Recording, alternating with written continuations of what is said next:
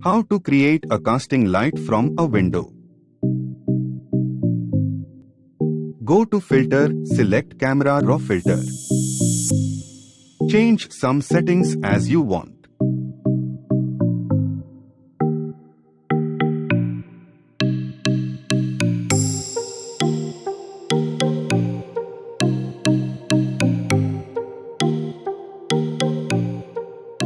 Now create window's shape as you want.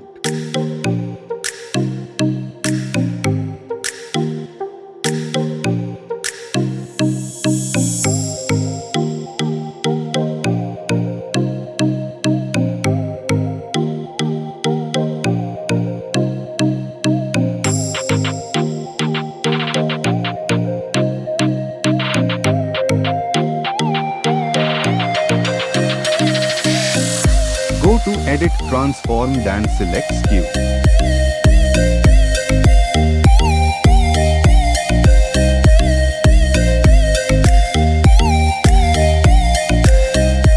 Change feather as depending on your images.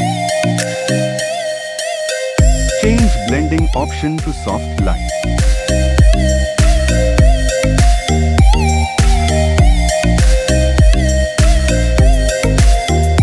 Casting light from a window is ready.